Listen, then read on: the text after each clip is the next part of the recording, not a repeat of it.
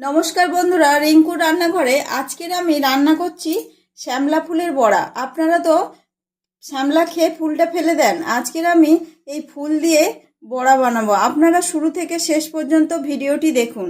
এখানে আমার লাগছে বড় সাইজের দুটো পেঁয়াজ, কাঁচা লঙ্কা, 4টে রসুনের কোয়া আমি থেতো করে নিয়েছি, আর এখানে লাগছে বেসন আর চালের গুঁড়ি।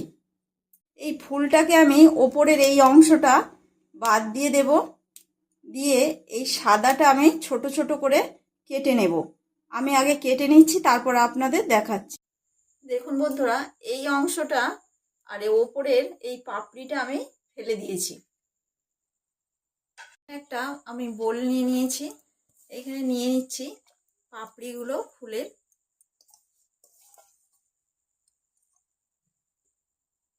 বেসন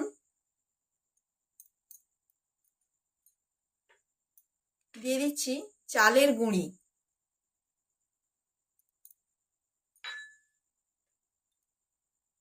এখানে পরিমাণ মতো দিয়ে দিচ্ছি খাবার সোডা,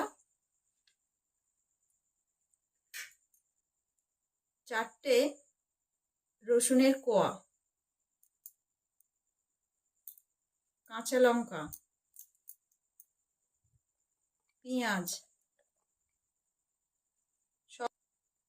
সব কিছুই একসঙ্গে দিয়ে আমি ভালো করে মেখে নেব। এখানে আমার লবণ হাফ চামচ, ঝালের গুঁড়ো হাফ চামচ, হলুদ গুঁড়ো হাফ চামচ, আর জিরে আর ধনে 1 চামচ।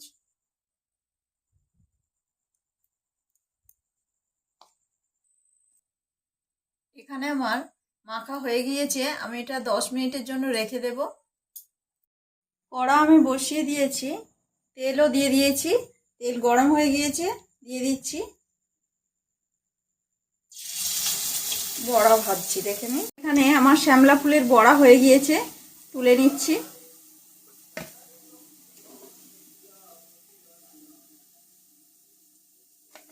শ্যামলার বড়া আমার সব হয়ে গিয়েছে, দেখুন এখানে কত সুন্দর হয়েছে,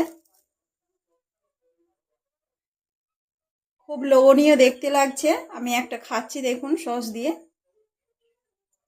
এখানে যদি আপনাদের শ্যামলার বড়াটি ভালো লেগে থাকে, আমার চ্যানেলটিকে লাইক, কমেন্ট, শেয়ার, সাবস্ক্রাইব করবেন। এই পর্যন্ত আমার ভিডিওটি।